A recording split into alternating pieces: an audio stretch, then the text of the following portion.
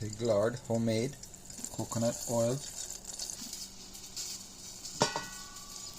1 cup of beef stock, 2 cups of water,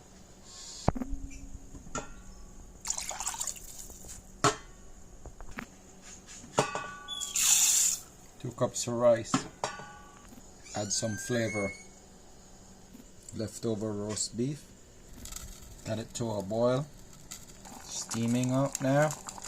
Drop it to low, simmer. Add some potatoes. Extend the life. Add a cup of water. Add some flavor. A little extra flavor. Some pig lard and jelly. I think I need to add some extra love, put a little bit more. I made that from bone marrow and fat last year, and then I gave the bone to the dogs. So making a roast beef gravy here. It's cooking or steaming on high now. Now that it's steaming up, I'm going to drop it down to low for a simmer.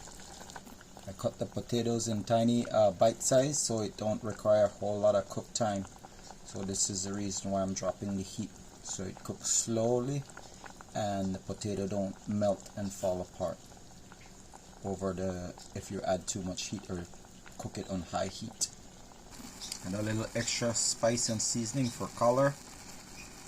When I made my broth, I add beans to it to help, add some veggie flavor to it as well. Some earthiness to it, which is the jelly and the pig fat, the lard. Even though it's on low, it's getting after it. Okay, there we go. I'll check it. See if I need to add water or anything to it. Make sure nothing is sticking to the bottom. And add some of that.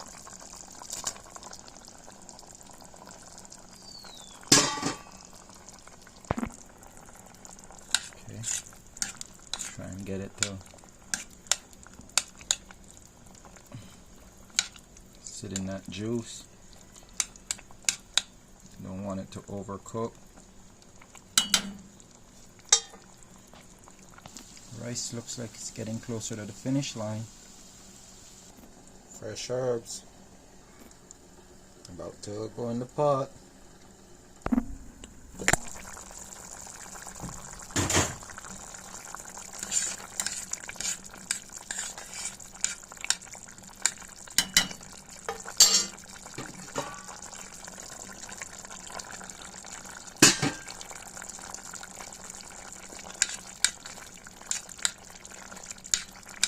Gravy coming along nicely. Just a few more minutes.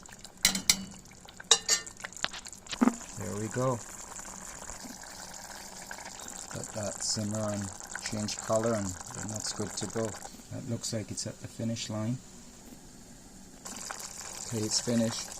How you can tell your potato is finished? If you can cut it with a spoon. There you go. There you have it.